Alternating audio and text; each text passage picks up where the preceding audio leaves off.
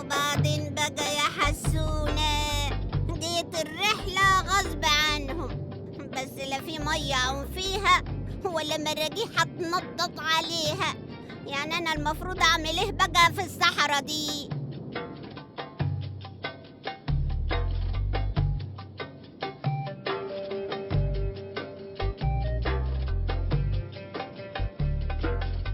هو ده المكان اللي فيه البوابة، احفروا هناك. هات بكار ويلا بينا.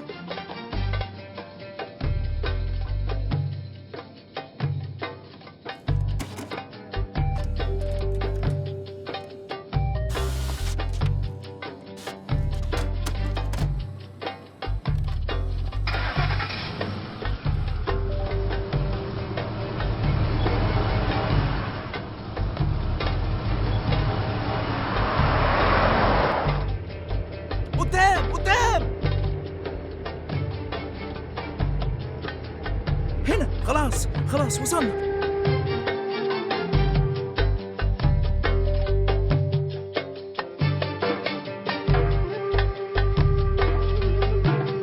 يلا احفر. يلا احفروا زي ما المعلم عابد بيقول. أنا مش فاهم خدنا العربيات ليه وفضلنا نلم الحاجة والمعدات. علشان نوصل للمكان ده. أيوة، بس المكان ده جنب الحتة اللي احنا كنا فيها. الحتة دي كان المفروض شمال ودي يمين. لا، المفروض دي تبقى تحت ودي تبقى فوق. ودي ايوه اهي النقطة اهي. احفر هنا. يلا، مش سمعتوا المعلم؟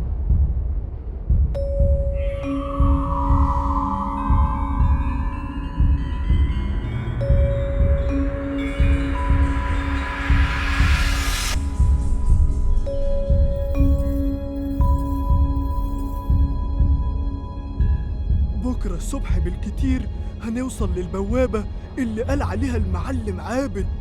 أنا مش عايز أي حد من العمال اللي معاك يفتح بقه بكلمة. اللي احنا بنعمله ده سر كبير، ما ينفعش إن بني آدم يعرفه. وهو يعني لو سر صغير ينفع إن حد يعرفه؟ ما تقلقش يا البرعي بيه، أنا منقي العمال اللي معايا كويس قوي، ولو أي حد فيهم فتح بقه هيكون آخر يوم في حياته. مش العمال اللي معاك وبس، لو لمحت أي حد غريب بيقرب من المنطقة قبل ما نخلص اللي احنا جايين عشانه لازم تخلص عليه.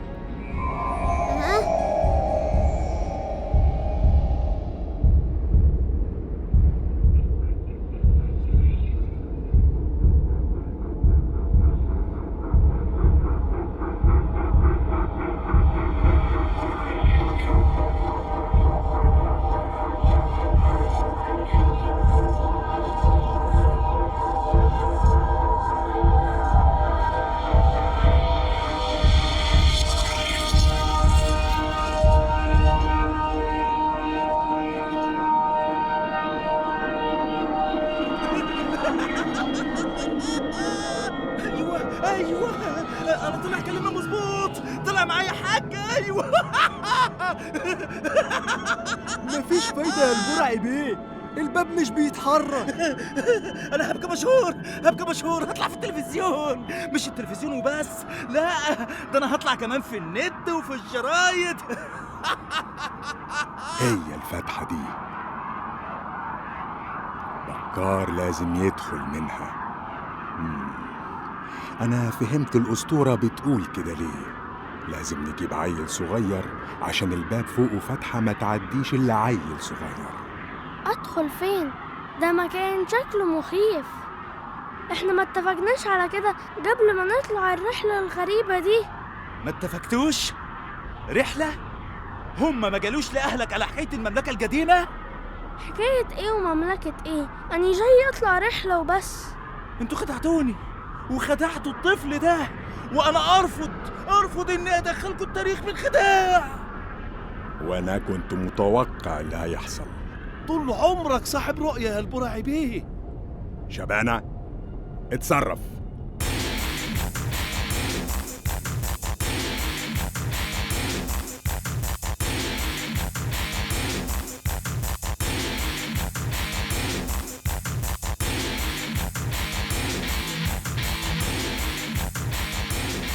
خليكم محبوسين هنا من غير لا أكل ولا شرب لحد ما تغيروا رأيكم. محدش يقدر يقول لا للبرعي بيه.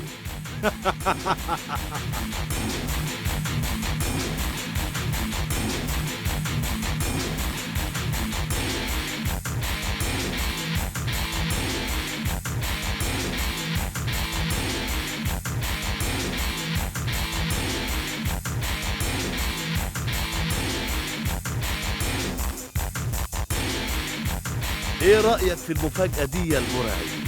أحلى من عيدية العيد الكبير يا مرجان. ها؟ ما تخافش يا حسونة، ما تخافش، احنا معاك. ايه انت مش عارفنا؟ انت مرجان وده البرعي بيه، لكن معرفش مين الديناصور ده بقى. أنت جيت هنا إزاي؟ لما مرضتوش تاخدوني الرحلة ركبت معاكم في شنطة العربية. بكر مش أحسن مني عشان يروح هو بس. أنا أصلاً كنت عاوزك تفوز علشان تطلع الرحلة معانا. صح يا مرجان؟ بس أنا سمعتكم بتقولوا إنكم هتخلصوا على أي حد يجرب منكم. لا ده احنا قصدنا الديابة والثعالب اللي حوالينا علشان نأمن الرحلة والناس اللي فيها. ده احنا معانا أطفال، وانت وبكار أمانة معانا. المسابقات اللي عملناها في المدرسة كانت اختبارات علشان الرحلة الأثرية اللي هنعملها لكم هنا، لكن بكار ما قدرش يدخل المتحف الأثري اللي هنا وخاف. ده حتى كان عاوز يهرب مننا من خوفه ويرجع لوحده. انت خواف يا حسونة؟ أنا خاف؟ أنا أبداً. أنا أقدر أعمل أي حاجة بكار ما يقدرش يعملها. قال حسونة يخاف. وهو ده اللي احنا عاوزينه منك.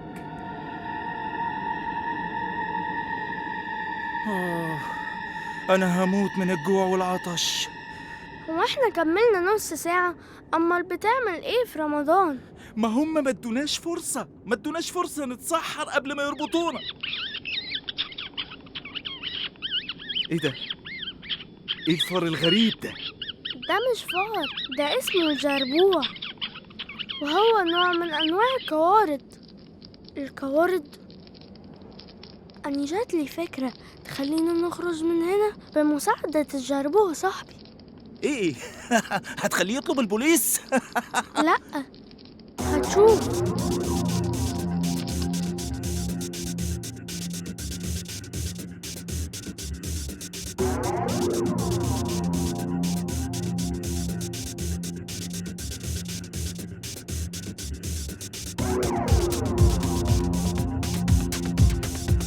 أيوة، يلا يا صاحبي كمل قرقدة.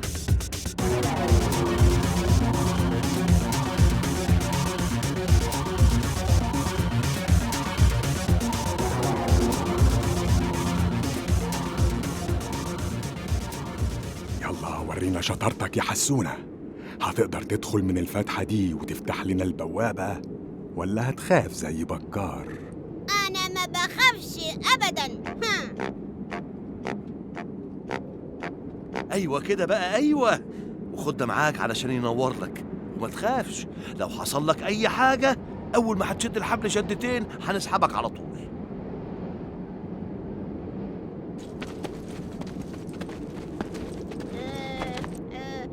بس أنا معرفش الباب بيتفتح إزاي من جوه. اتصرف. انت من النوبة وعايش حوالين المعابد والآثار، أكيد هتلاقي جعران تشده ولا مفتاح الحياة تفتح بيه من جوه. ادخل بقى، ادخل ما تخافش. أنا مش خايف. إيه أنا مش خايف. في حاجة؟ إيه؟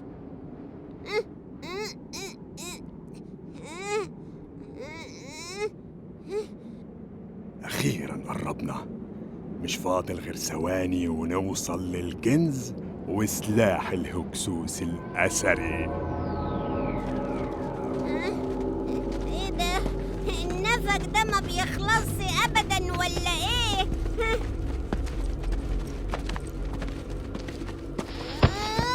الحقوني!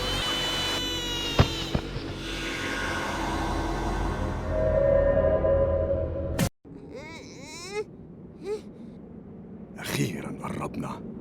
مش فاضل غير ثواني ونوصل للكنز وسلاح الهكسوس الأثري. ايه ده؟ النفق ده ما بيخلصش ابدا ولا ايه؟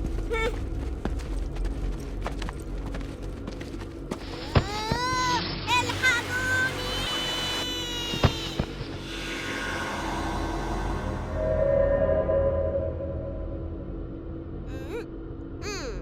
الحمد لله، الحبل سليم.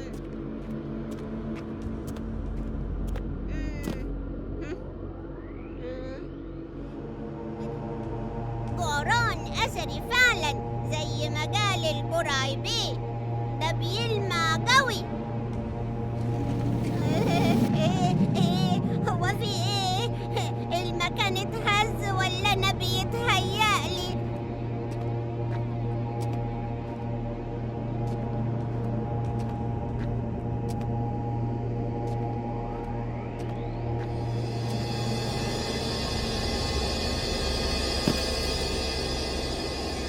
وبعدين بقى كده اتفتح يعني ولا ايه؟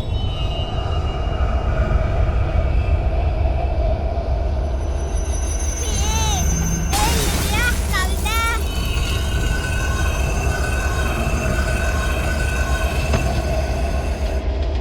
عملها الولد الغشاش. أخيرا هندخل المملكة. الحقوني! أنا اتحبست هنا! يا مرجان! يا البرعي بيه! الحقوني!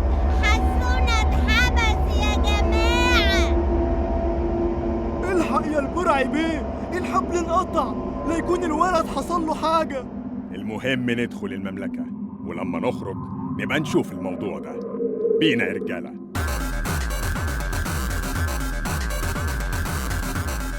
حسيت بالهزة دي؟ ده معناه إنهم فتحوا البوابة. أيوة حسيت، والجربوع جرب يقطع الحبل خلاص.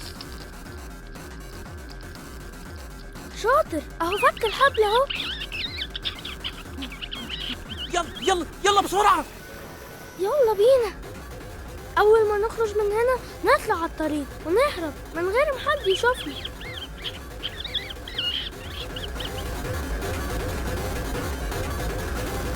طب والمملكة؟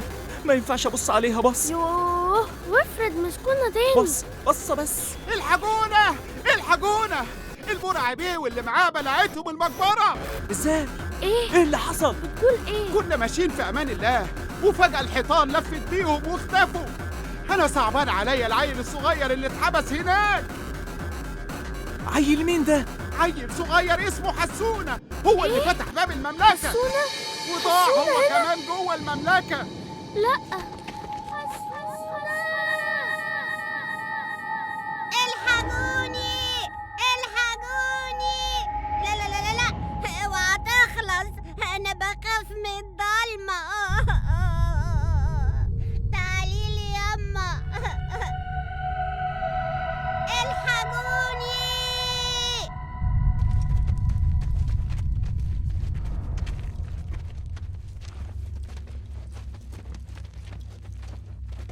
ياه، دي أحسن بكتير من اللي تخيلته.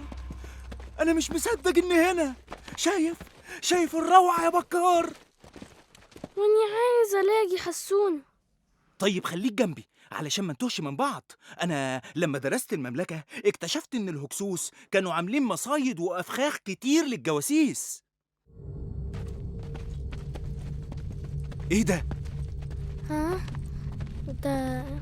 ده ده أكيد بيفتح باب لا حاسب يا بكار. إيه؟ قلت لك اللي بنى المملكة دي عمل أفخاخ للصوص. معظم التروس دي لو حركتها أكيد هتحصل لك مشكلة.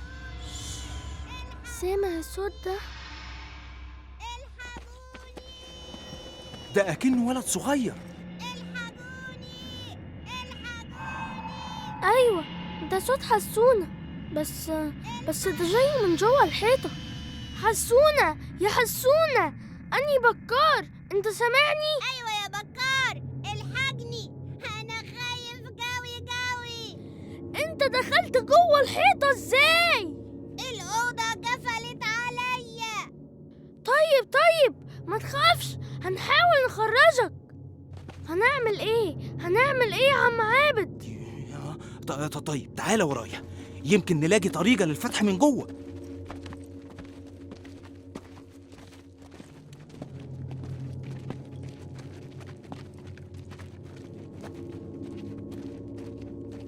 ايه ده؟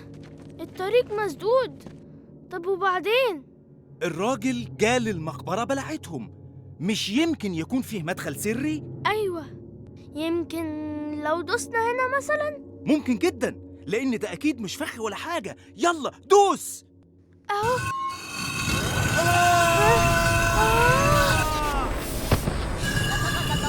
ايه ده؟ حسونة، بكار،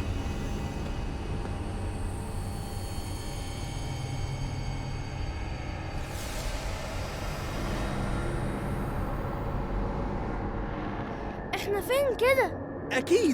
أكيد دي قاعة الملك السرية. ايه ده؟ في نور جاي من هناك. ده البرع بيه واللي معاه. أنا هتجنن، لا في سلاح سري ولا في كنز. ولفينا المكان والأوض كلها حتة حتة. انتوا جيتوا ازاي؟ زي ما انتوا جيتوا. اتصرف يا معلم عابد، احنا مش عارفين نخرج من هنا. يوه، قلت لك ما تقوليش يا معلم. اكيد مكتوب هنا طريقة الخروج. هنقولك اللي انت عايزه، بس خرجنا، احنا محبوسين. واللي هيجنني إن مفيش سلاح سري. سلاح سري؟ انت جيت لغاية هنا ومولت الرحلة الاستكشافية علشان توصل للسلاح السري؟ أمال عشان العلم والتاريخ. أنا كنت فاكر كده. البرع بيه ما تفرقش معاه الحاجات دي. البرع بيه كعبقري ما يهموش غير الفلوس. وكعبقري بقى، انت شايف ان السلاح اللي اخترعه الهكسوس من آلاف السنين ده ممكن يبقى ايه بالظبط؟ ممكن يبقى سلاح خطير، ولو وصلت له تقدر تبيعه للدول وكده. طبعاً. مكتوب مكان السلاح السري اهو، مكتوب هنا. مكتوب إيه؟ قول. السلاح الذي سيغير نتيجة المعركة، السلاح الرهيب المهيب. أيوة هو ده. هذا السلاح المقدس الذي تهتز له أوصال الأعداء وترتعد له فرائصهم ما تخلص بقى. المفروض موجود في الحجرة دي.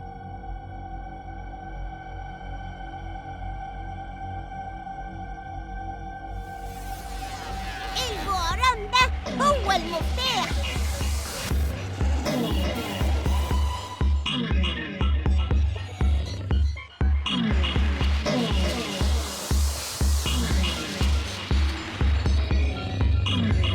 أخيراً.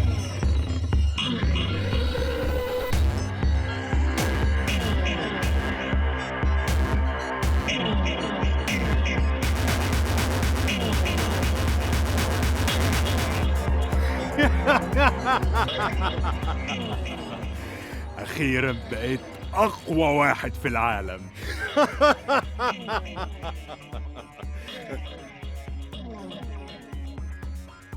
هو فين السلاح؟ المكان ما فيهوش غير السهم ده. وهو ده السلاح السري. مكتوب إن علماء الهكسوس اكتشفوا إنهم لو زودوا ريشة في مؤخرة السهم هتخليه يضرب بسرعة ولمسافات بعيدة. يضرب إيه؟ قنابل ويعمل انفجارات وكده؟ لا، يعني ممكن يصطادوا به الأعداء أو البط المهاجر لتغذية الجنود.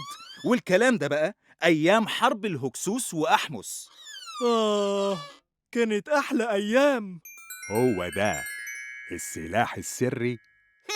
ما بقاش سري بقى، ما احنا كلنا عرفنا. يعني أنا صرفت كل الفلوس دي عشان سهم بريش زيادة؟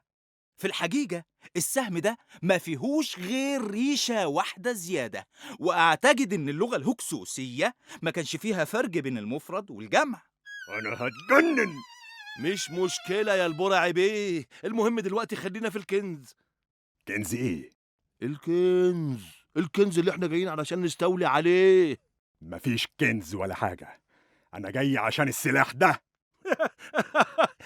أما أنت عليك خفة دم يا البرعي بيه. البرع بيه ما بيهزرش. ثانية واحدة.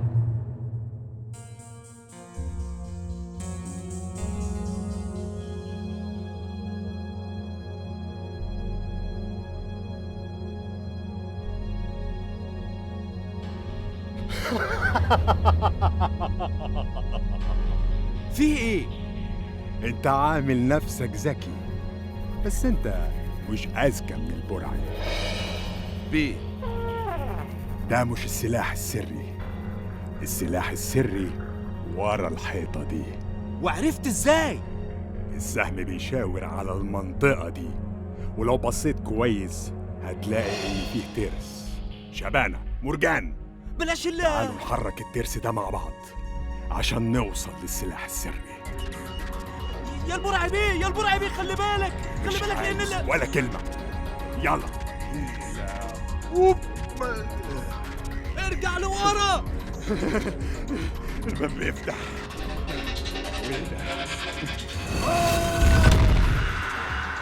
ها؟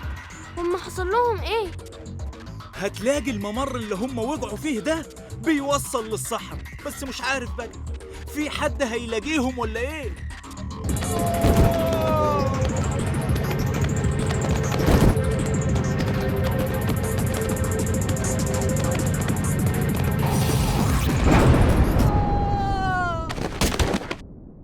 طب احنا هنخرج ازاي؟ زي ما جينا. طيب الحمد لله. هو انت متضايق ليه؟ مش متضايق، بس يعني أنا كنت بتمنى إني أكتشف حاجة مهمة. ما انت اكتشفت المملكة دي كلها.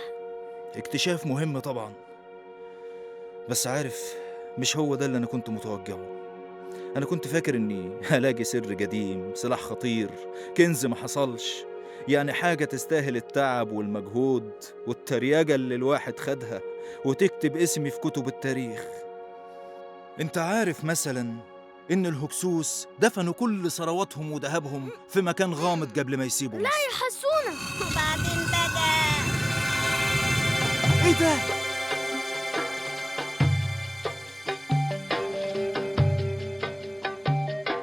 ياه، ده شكله كده المكان الغامض اللي كنت بتتكلم عليه. ودي شكلها كده كنوز الهكسوس.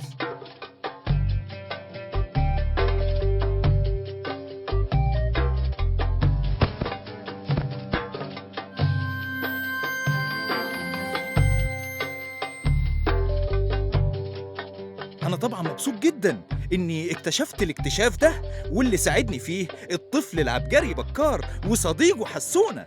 برافو عليكم. شكرا. كانت رحلة جميلة قوي قوي، بس يا ريت ما تتكررش تاني. على فكرة حضرتك كده هيتكتب اسمك في كتب التاريخ. ما أنا عارف، أنا عبقري. طول عمري بقول عليه عبقري. وانا كمان لما جالي وقال لي الكلام بتاع المملكة والهكس ده صدقته على طول. أنا أصلاً اللي شجعته عشان يسافر. يا راجل، أمال يقلش حاجة عن اكتشاف مقبرة توت عنخ لقوا آمون. الكنز. ده كنز رائع. الكنز اهو، واحنا خدنا الصابونة. لانك ما بتفهمش. أنا اللي ما بفهمش ولا أنت يا البرعي؟ ايه؟ بتقول لي البرعي من غير بيه؟ انا البرعي بيه. انا خدت الصابونة. انا أنا البرعي يتم بيه. تحويلهم أنا إلى مستشفى البرعي الأمراض بيه. العقلية. أنا خدت الصابونة أنا.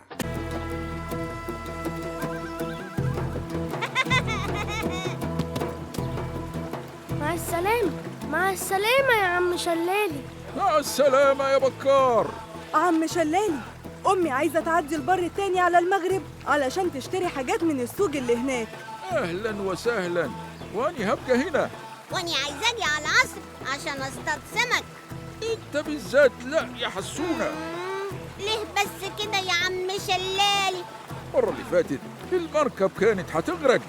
خلاص هخليك انت اللي تسوق المرة دي، ما تقلقش. ركوب المركب حلو، بس لما بنروح المدرسة مش بيبقى أسرع.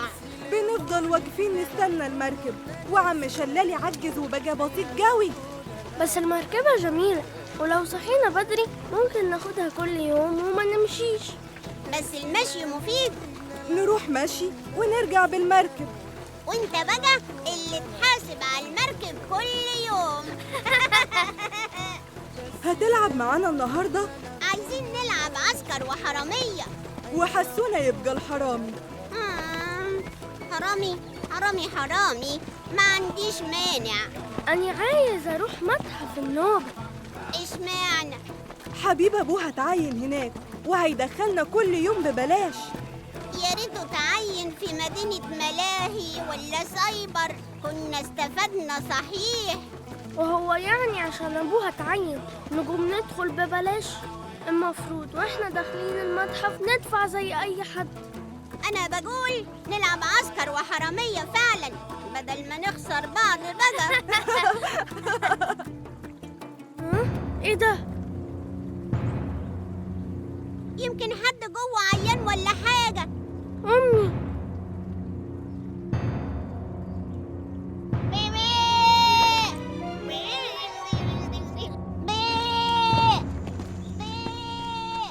ها؟ أنتي كويسة يا أمي؟ الحمد لله يا بكار. مالك يا ولدي؟ أمال العربية دي بتعمل إيه هنا؟ في حد مستنيك جوه. ها؟ مين؟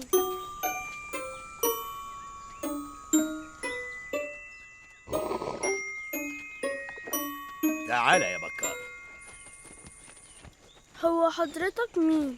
أنا دكتور نصحي. معلش بقى أنت مش فاكرني، لأني لما كشفت عليك لما كان عندك الحصبة كنت أنت عندك 2 سنين. أهلا بيك، اتفضل.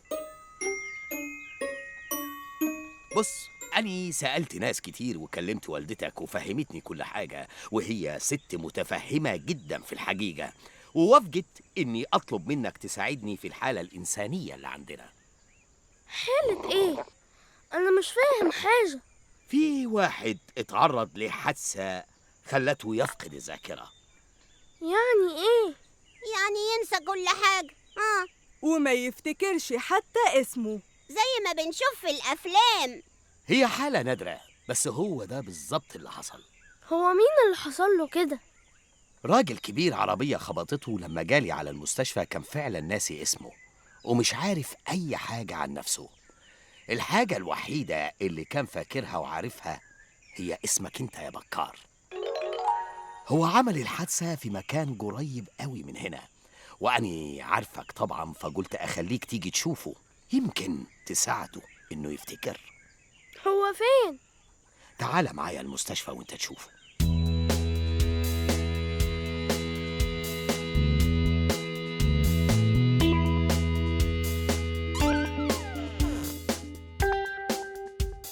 تعال يا بكار، المريض اهو. مشرد.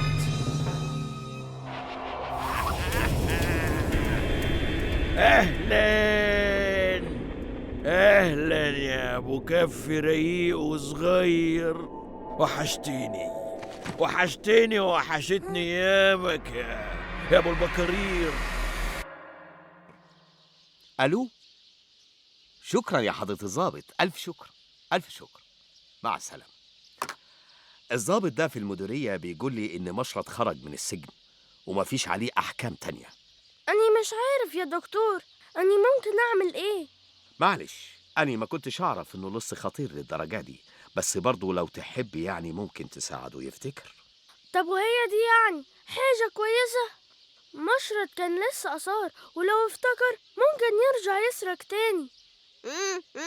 كلام سليم. يعني نسيبه ناسي كده؟ أمال نعمل إيه؟ ده المفروض يترمي في السجن. ما هو بيقولك إنه خرج خلاص، ومفيش أي جرايم تانية تخليهم يقبضوا عليه. يبلغ عنه إنه سرق أي حاجة من البيت عندكم، وفي السجن بقى هما يبقوا يعالجوه. وهو ده كلام ده يا حسونة؟ بص يا بكار، لو عايز تسيبه وتروح اعمل كده طبعا، بس حسب ما الضابط قال لي هو مفيش عنده أسرة ولا في أي حد يعرفه، فلو حابب ممكن يعني تقعد معاه شوية، ولو افتكر هيبقى عارف هو هيخرج من المستشفى ويروح فين. ودي عايزة سؤال، هيروح يسرق طبعا. أو يمكن الحادثة خلته يبقى إنسان كويس ويتعظ ويبطل سرقة. لو عايز رأيي مفيش حد ما يستحقش فرصة تانية، يمكن صحيح الحادثة اللي حصلت له دي تخليه يتغير، مين عارف. طيب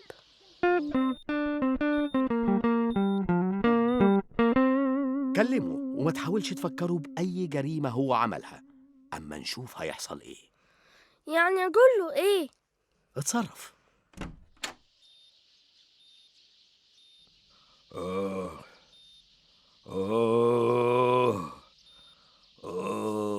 أنا فين؟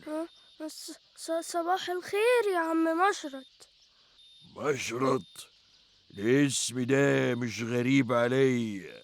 أيوة، ده اسمك، أو على الأقل ده الاسم اللي أعرفه. يمكن يكون ليك اسم تاني بقى بس أني معرفوش. بس ده اسم مش كويس، تحس كده إنه زي ما يكون اسم مجرم ولا حرامي. صح، معاك حق. خلاص غيره. تحب أقولك إيه؟ مش عارف، أنا هبقى أفكر وأقولك. أنت مين؟ أنت تبقى قريبي ولا حاجة؟ ها؟ لأ، أني واحد قابلتك قبل كده. كنت مدرس مثلا بدرس لك في المدرسة؟ ده بكار يا أستاذ مشرط. بكار؟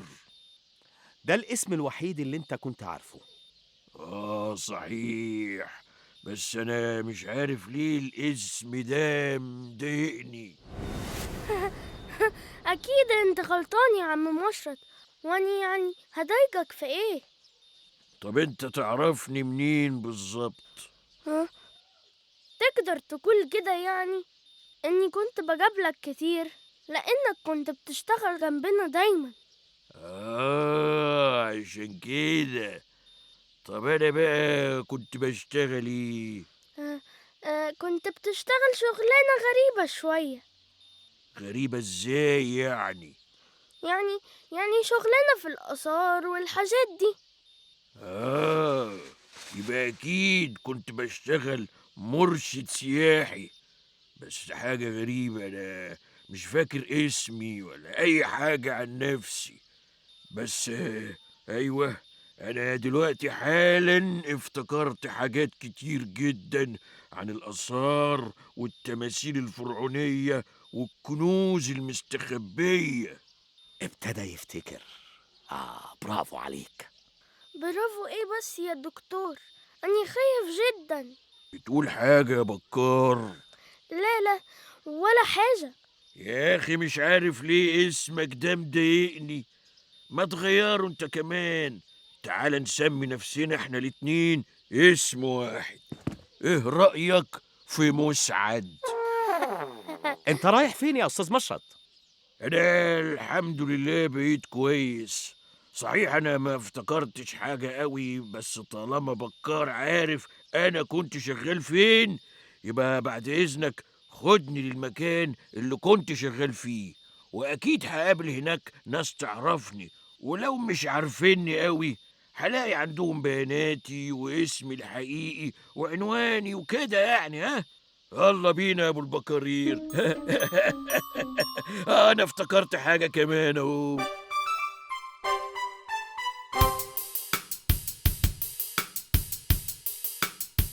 معلش يا بكار، كمل جميلك. أيوة يا دكتور، بس هو ابتدى يفتكر وممكن يفتكر كل حاجة وتبقى مشكلة بجد. أني بقول نسلمه للشرطة. بتهمة ايه؟ انه ناسي اسمه؟ فارس، حسونة، روحوا انتوا وانا هخرج مع مشرط وبكار نتمشى بره شوية، وهنوصله لأي معبد ولا أي منطقة أثرية ونسيبه. ولو سرق حاجة ابقوا اقبضوا عليه. أو الأحسن يا دكتور تودوه عند الشرطة وهم بقى يقولوا له الحقيقة وخلاص. ماشي.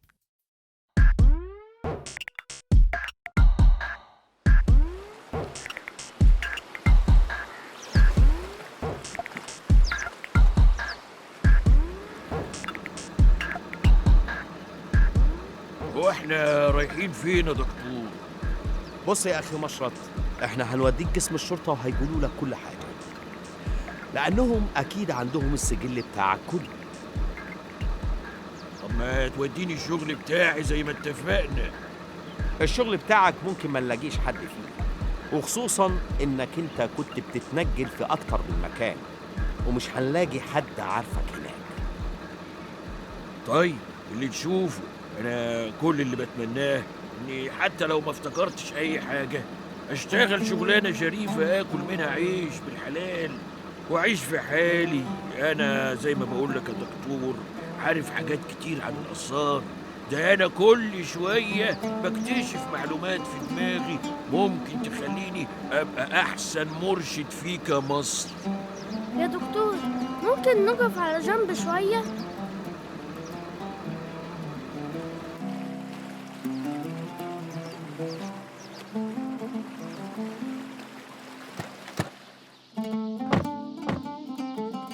يمكن يا دكتور هو بقى كويس فعلا وعاوز يشتغل شغلانة شريفة وممكن يبقى مرشد زي ما قال. يعني انت رأيك اننا نعمل ايه يا بكار؟ أبو حبيبة جارتي اتعين في متحف النوبة، ممكن نفوت عليه ونقول له يشوف شغلانة المشرط. تعال نجرب اننا نعمل كده فعلا. ايوه يا برنس، الحكايه خالت عليهم، وانا عارف ان بكار هياخدني على الراجل ابو البت اللي شغال في المتحف، يعني هتعين في المتحف وهننفذ سرقه العمر وهيبقوا سلموا القط مفتاح القرار.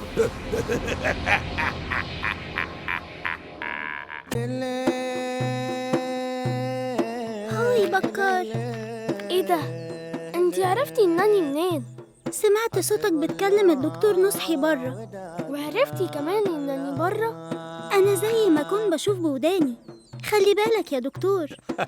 ابوكي موجود يا حبيبة؟ لا، هو في الشغل في المتحف. كنت عايزه في حاجة؟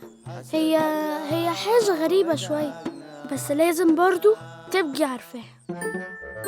هانت. يمكن بس محتاجة شوية تمثيل زيادة، وأنا موهبة برضك. معقول يا بكار؟ مشرط؟ طب هو ممكن يشتغل في المتحف؟ ده مرة قبل كده حاول يسرقه، بس هو دلوقتي ناسي كل حاجة. مش عارفة، أنا مقدرش أقول لأبويا الكلام ده لأنه ممكن يتضايق ويخاف علينا. صح. ها؟ معاكي حق، أنا حاسس إني بسبب لكم مشاكل من غير داعي. ربنا يخليك يا دكتور، أنا تعبتك معايا كتير. وإنت يا بكار يا ابني كتر خيرك، ارجع بقى بيتك، أكيد مامتك ورشيدة قلقانين عليك دلوقتي. أنا إن شاء الله هتصرف، أكيد هعرف أوصل لشغلتي القديمة تاني واشتغلها، أشوف وشكوا بخير. استنى. أني هاجي معاكم. يلا نروح لأبويا في المتحف وهو بقى هيتصرف إن شاء الله.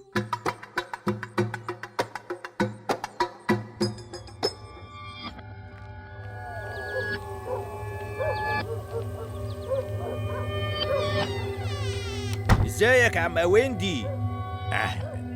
أهلا بيك. أنا أوشي. ما قلت لك أهلا؟ أنا سامع إنك أحسن واحد يقرا برديات. قديمة. وأنا سامع إنك حرامي خايب. أنا طالب منك البردية اللي اتكلمنا عليها من إمتى؟ ما هي في المتحف ومعلمي مشرب بيحاول يوصل لها. خليه يحاول كده لغاية ما الزبون اللي جاي يشتريها يطفش وما نطولش حاجة. ما انت لو قلت لي مين هو الزبون ده هظبط الأداء على طول.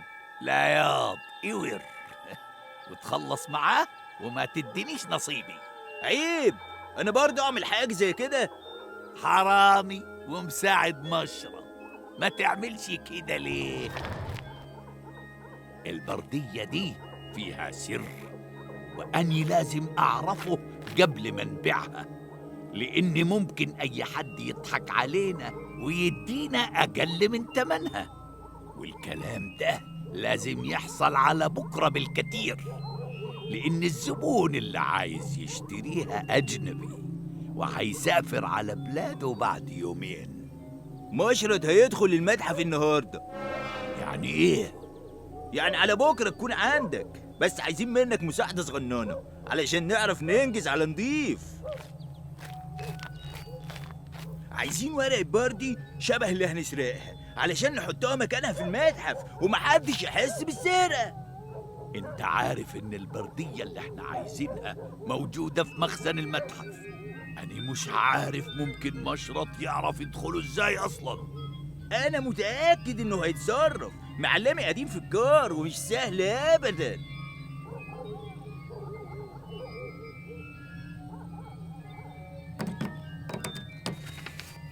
اتفضل يا سيدي.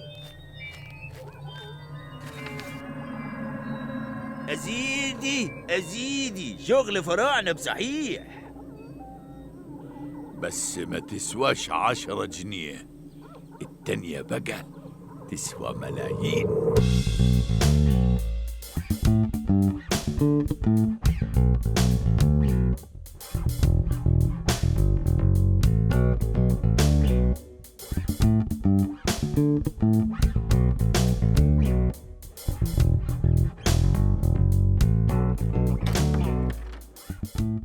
خلاص يا أستاذ مشرط، تقدر تستلم شغل معانا من النهاردة، والأستاذ مدير المتحف قال لي إنك كمان ممكن تبات هنا. في المتحف؟ لا، في بره المتحف أوضة زيادة جنب أوضة الحارس. ربنا يخليه ويكرمه. ده كلام جميل جدا. هو عم مشرط هيشتغل إيه بالظبط؟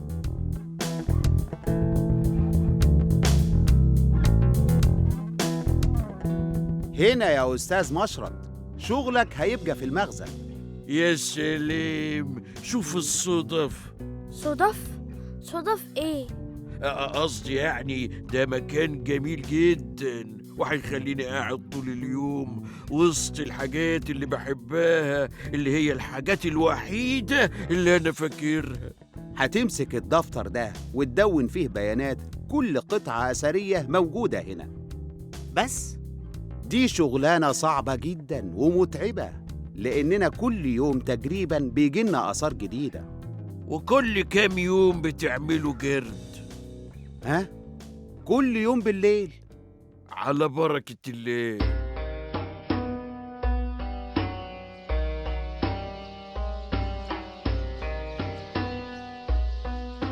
الحمد لله، لقينا له شغلانة كويسة وواضح إنه اتبسط، وحتة ينام فيها لغاية ما مشكلته تتحل ويفتكر. يا ريت يفضل ناسي، أحسن لو افتكر كل حاجة وهو جوه. ممكن نصحى الصبح ما نلاقيش حتة آثار في المتحف كله. ما تقلقش، أبويا قال لي إن المتحف كله متراقب بالكاميرات طول اليوم، والمخزن زي ما سمعت بيعملوا له جرد كل يوم يا بكار. يعني إيه جرد؟ يعني كل يوم في موظفين بيدخلوا المخزن ويتأكدوا إن كل الآثار موجودة جوه ومفيش حاجة ضاعت. يعني حتى لو مشرط افتكر إنه لسه آثار وحب يسرق أي حاجة مش هيقدر.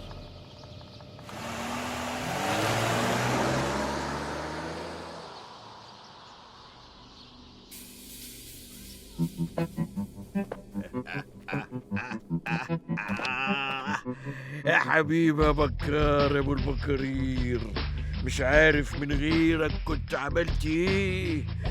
كل الكنوز دي محطوطة على الرف مستنية معلم زيي يفهم قيمتها. ايه ده؟ تمثال تحتمس ورامينه كده يا ظلمة. يا نهار، فلوس أنوبيس يا حبيبتي يا أنوبيس. لا لا لا لا لا، ايه ده؟ وأدوات جراحية وأدوات تحنيط. أحمدك يا رب، أنا عايز كل ده.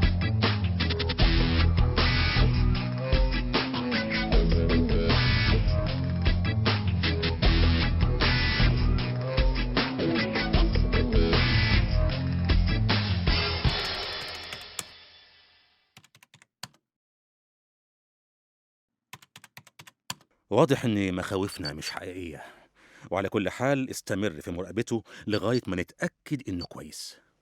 أنا متشكر جدا يا فندم إن حضرتك عينته، ولو إني شايف إننا ما كانش المفروض نعينه في المتحف، كنا شفنا له أي وظيفة في الهيئة اللي في البلد بعيد عن الآثار والبرديات. محتاجين ناس، هنجيب منين؟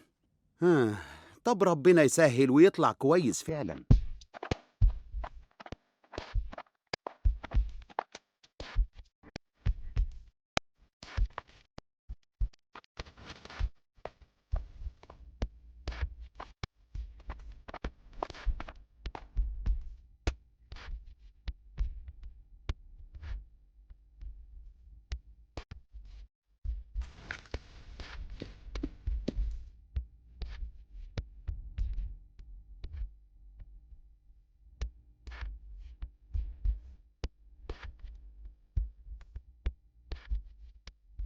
ايه ده؟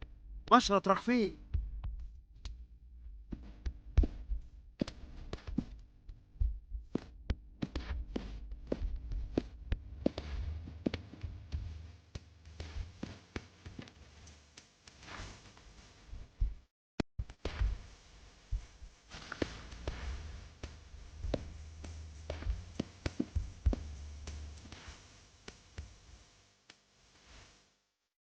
بص اهو، ده كان في الحمام.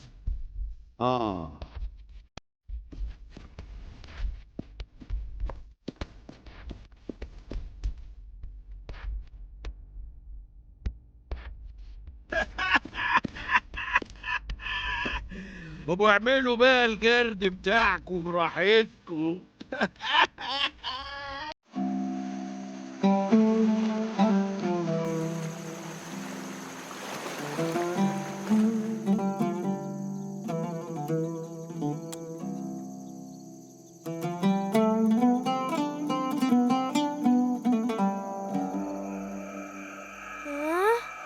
ايه ده؟ مشرط مش ناسي يا رشيدة، يعني بيمثل واكيد هيسرق المتحف.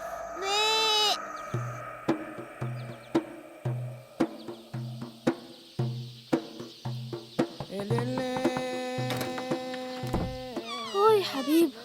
هوي بكار، خير؟ ازيك يا حبيبة؟ ازيك يا خالة؟ ابوكي موجود يا حبيبة؟ ايوه يا بكار. مشرط مش ناسي حاجة. وانت عرفت ازاي؟ لما كنا واخدينه وجايين على المتحف قال لي روح لأمك والرشيدة، واني ما قلتلوش خالص انني عندي معزة اسمها رشيدة. ما يمكن سأل حد ولا حاجة. يمكن طبعا، بس برضو أنا قلت أقولك يمكن يكون ناسي كل حاجة فعلا، بس برضو الاحتياط واجب.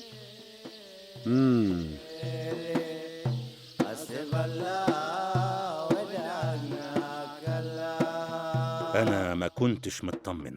وأنا قلت لحضرتك إننا ممكن نشوف له شغل في مكان تاني. سيبك من الموضوع ده دلوقتي، في حاجة ناقصة؟ كده يا فندم كله موجود، مفيش أي حاجة ناقصة. يعني إيه؟ ظلمنا الراجل؟ زي ما قلت لحضرتك مفيش أي حاجة ناقصة. ومشرط فين؟ قال لي إنه رايح ينام في الأوضة اللي جبناها له، بس أنا بصيت هناك قبل ما أجي، مش موجود هناك. هو حر، يمكن راح يتمشى ولا حاجة. المهم إنه ما سرقش حاجة. قلقتنا على الفاضي. الحرص واجب. ما تخلوش يعرف إننا شكينا فيه، عشان ما يزعلش. حاضر، مش هقول له حاجة.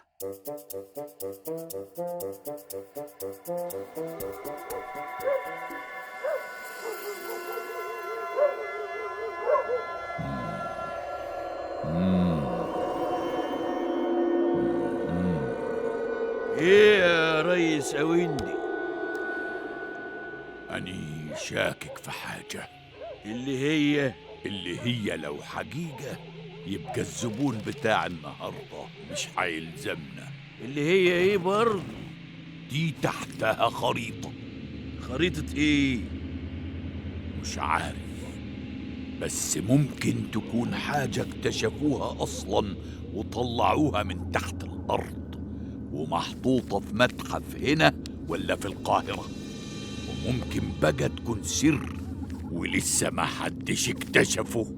خلاص ندي البردية للراجل الأجنبي اللي عايز يشتريها ونقسم الفلوس وخلاص، بدل وجع الدماغ على الفاضي. استنى يا حرامي، أنا؟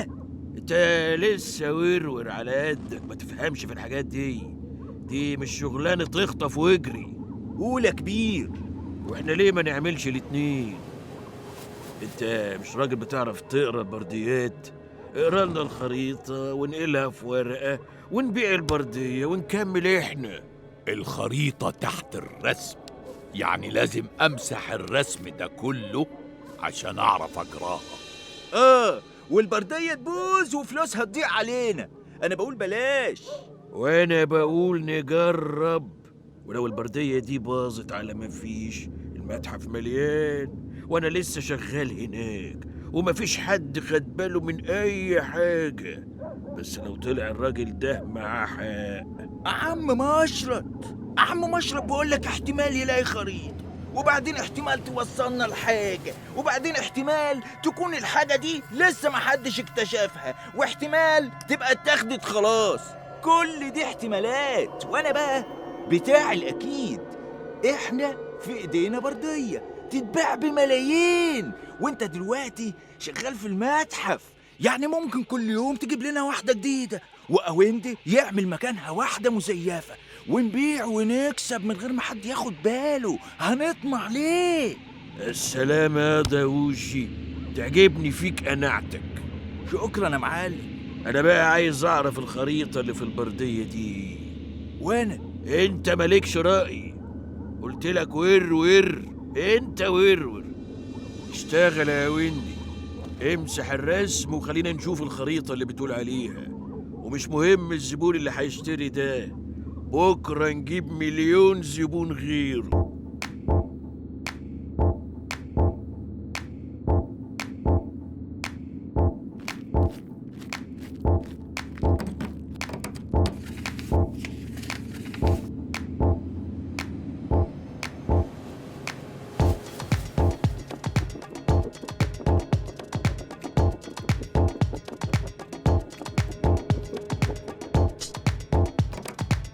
خريطة مقبرة محدش عرف يوصل لها. يعني مقبرة محدش لمسها ولا فتحها. دي ممكن تبقى زي كنز توت عنخ آمون. شفت يا فقري؟ والمقبرة دي فين؟ في وادي الملوك. بينا على هناك يا رجالة. يلا بينا.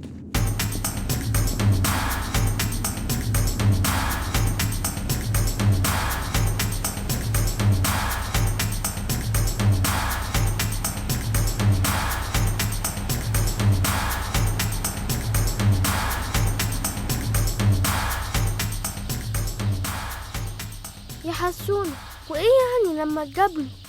أنا بقولك إن شكله كان بيخطط لحاجة. إزاي يعني؟ لقيته ماسك قلم وورقة وبيخططهم؟ ثانية واحدة هضحك وارجع لكم. حسونة، مالكش دعوة انت يا فارس. أبويا قالي إن عم أويندي ده اتقبض عليه كذا مرة قبل كده وهو بيهرب وبيزور آثار، ومشرط كان عنده امبارح. يبقى ايه؟ يبقى لازم نتأكد قبل ما نعمل أي حاجة. طب تعالوا احنا التلاتة نروح هناك ونشوف.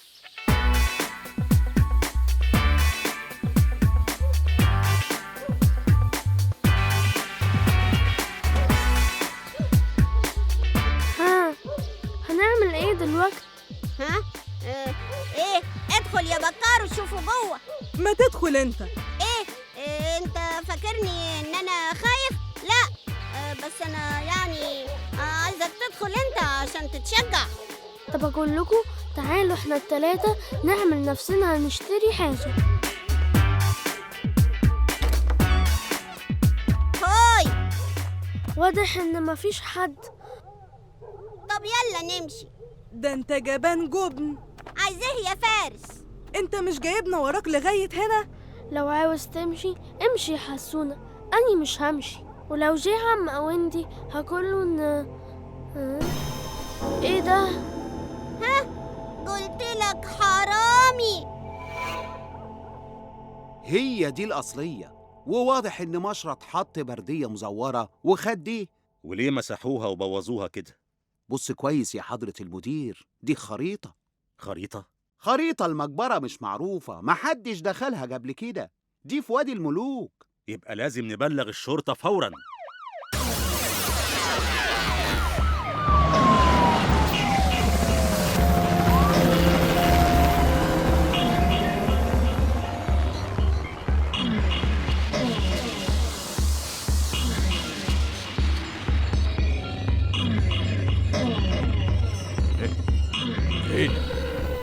هنا هو ده المكان اللي الخريطة بتوصل. وهنعمل ايه؟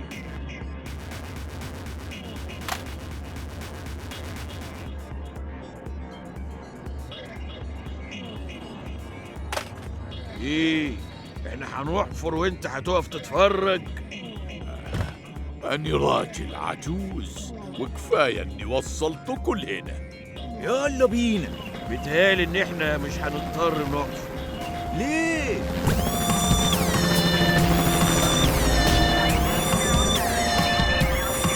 شواغين ما تسيبونيش هنا يا دي أخفاكي.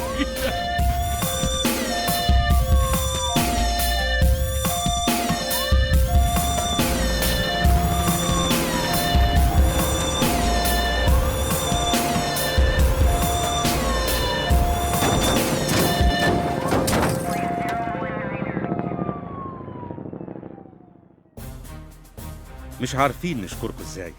احنا بسببكم مش بس حمينا المتحف من السرقة، ده احنا كمان اكتشفنا أكبر مقبرة من مقابر وادي الملوك، وكل الآثار اللي فيها هتتنقل هنا في المتحف وهتتحط في المخزن. ها؟ ليه؟ لغاية ما نلاقي لها مكان يا بكار. ربنا يستر على المخزن ده، مشرط لا يمكن ينساه أبدا. المهم أنا عندي لكم مكافأة هايلة. من النهاردة انتوا التلاتة ممكن تدخلوا المتحف في أي وقت ببلاش. يا سلام يا سلام، أهو ده كلام جميل، وكل يوم هنيجي هنا. بكار معلش لو سمحت عايزك تيجي معايا.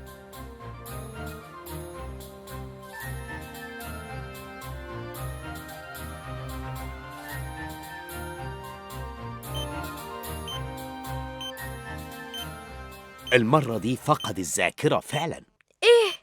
أيوة، والمرة دي لازم يفتكر لأنهم عايزين يستجوبوه ويقول لهم هو خد إيه بالظبط من المتحف ومين بقية اللصوص. طب واني أنت الوحيد اللي ممكن تخليه يفتكر يا بكار. أنا فين؟ أنت في المستشفى يا أستاذ مشرط. مشرط؟ مشرط مين؟ ده يبقى اسمك. وده اسمي ده. يا بكار لازم تساعدني. يا دكتور، ما حضرتك شفت اللي حصل المرة اللي فاتت؟ معلش لازم يا بكار.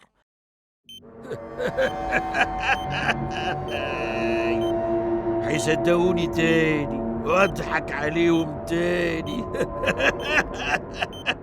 انا انسان، ده انا مين؟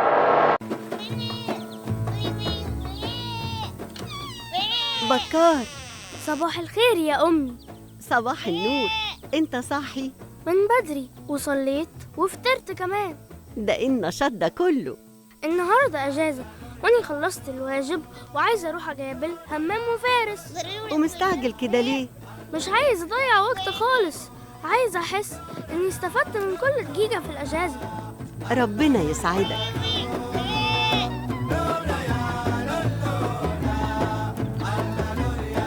طب قولي، تتغدى ايه؟ أي حاجة هتعمليها هتبقى حلوة يا أمي. أعمل لك ملوخية؟ ملوخية؟ يا ريت. ده غالي نجم فوق في العالي.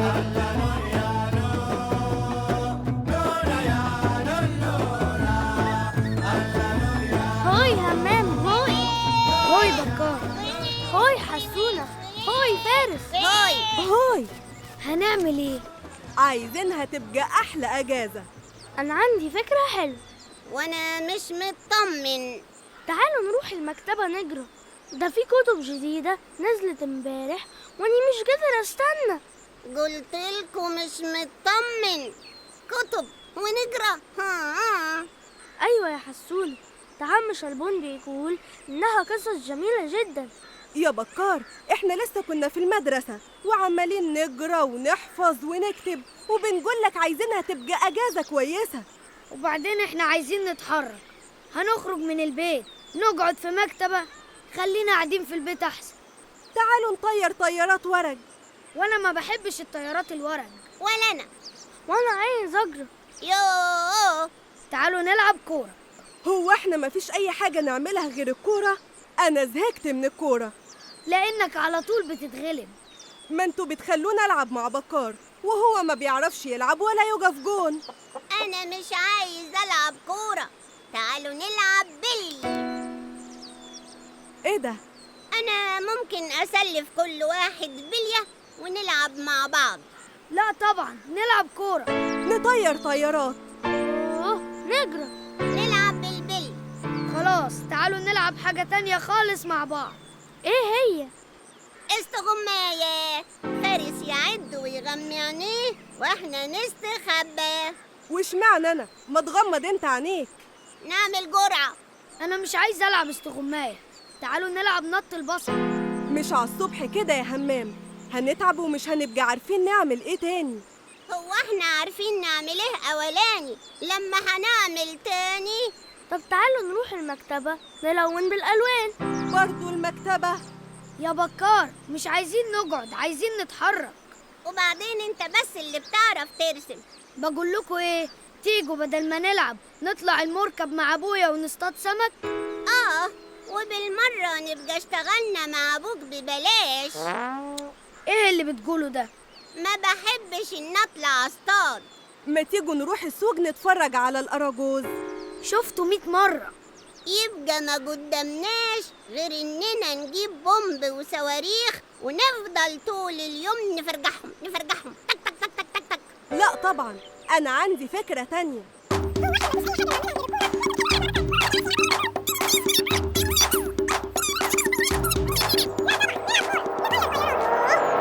اليوم هيضيع. بقالنا اكتر من 3 ساعات مش عارفين هنعمل ايه. بقول لكم ايه، تعالوا نعمل كله بامية، واللي يكسب يختار لنا حاجة نعملها مهما كانت بقى وخلاص. ماشي، نعمل كله بامية. ما بحبش البامية. انا جوعت. وانا كمان. وانا برضو، اصل انا ما فطرتش. تعالوا كلوا معايا في البيت، ده امي عامله ملوخيه تجنن. لا، ملوخيه ايه؟ انا امي عامله محشي من امبارح ومش هاكل غير محشي. سلام. انا ما بحبش الملوخيه برضو. هجيب سندوتش فول من السوق. فارس، تيجي معايا؟ لا يا بكار، تعال انت معايا، اصل انا هاكل النهارده فته بالدوكه والاصلاد. بس دي اكله تقيله جوي. جوي ولذيذه جوي، ده انا بقالي اسبوع بحلم بيها، وامي قالت لي هتعملها لي النهارده، زمانها خلصتها. سلام. اليوم هيضيع كده يا رشيدة. واني اللي كنت فاكر انه هيبقى يوم جميل. على فكرة اني ممكن اروح المكتبة لوحدي، بس هزهق. وبعدين ايه فايدة ان الواحد يكون عنده صحاب لو هيعمل كل حاجة لوحده؟ انا مش فاهم هما ليه مش عايزين يجوا معايا المكتبة؟ كان زماننا دلوقتي رحنا وجرينا وانبسطنا. هو ليه بس ما نبقاش كلنا متفقين وعاوزين نفس الحاجات؟ يعني ليه بس ما نبقاش كلنا زي بعض ونحب نعمل نفس الحاجات ونروح نفس الأماكن؟ ياه، ده الدنيا كانت هتبقى حلوة قوي. أني تعبت من كتر الكلام وصحي بدري. أنام شوية بس أني كمان.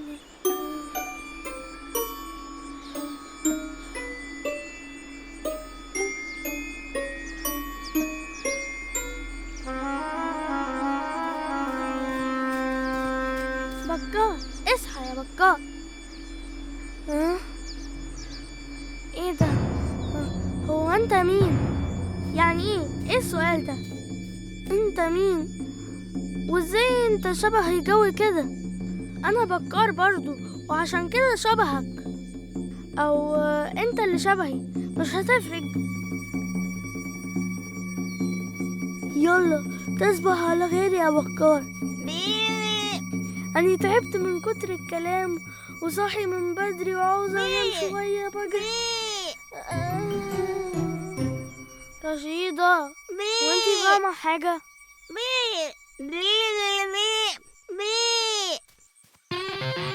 ايه ده؟ أنا مش فاهم أي حاجة. ايه اللي حصل يا رشيدة؟ معقولة دي؟ ممكن تكون فعلا أمنيتي اتحققت؟ طيب أنا هتأكد بنفسي، وعشان أتأكد مفيش قدامي غير طريقة واحدة. هوي هوي بكار، هوي بكار، هوي يا بكار، هوي. ها؟ بكار وبكار وبكار وبكار؟ ها، أكيد. يا دماغي. طيب هو انتوا بتعملوا ايه؟ احنا كنا لسه حالا بنفكر هنعمل ايه. لا، ما تقوليش انكم مش عارفين هتعملوا ايه وانكم مختلفين مع بعض. لا طبعا، كلنا عاوزين نروح المكتبة نجري.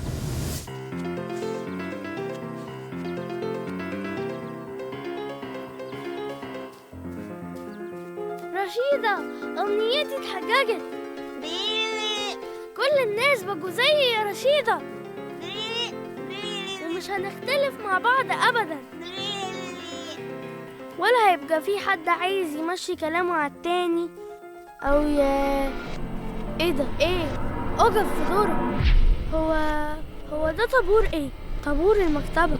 كل دول كلنا عايزين نفس الحاجة، نجري في المكتبة.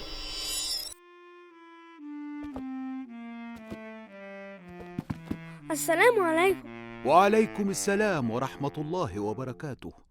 أيوة، أنا عايزة أقرأ كتاب عن السندباد البحري. أيوة بالظبط. عرفت إزاي؟ الكتاب ده خلص، مفيش منه أي نسخ تانية. كل بكار هنا عايز نسخة، وإحنا ما كانش عندنا غير 17 مليون نسخة. إيه بس؟ معلش بقى، فيه كتب تانية قديمة زي رحلة إلى باطن الأرض، قريته قبل كده. أنواع الألوان، يوه، وده كمان قريته كتير. فيه كتب تلوين، قريتها ولونتها واني صغير. هي كلها متلونة فعلا، والناس كلها برضو قروها، وعشان كده محدش عايز ياخدها. حاجة تزعل.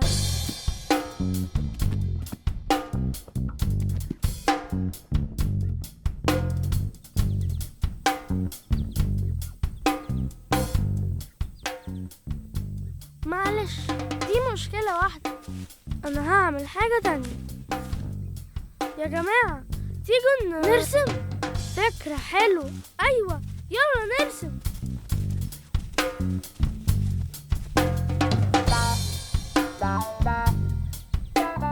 أنا برسم من الصبح. تعالوا، المنظر من هنا تحفة. أيوة، كويس جدا. فعلا منظر كويس. كويس جدا. تعالوا، يلا تعالوا. طيب، ها، ايه رأيك في رسمتي؟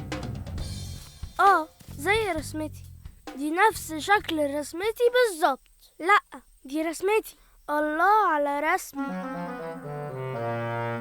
شفتي؟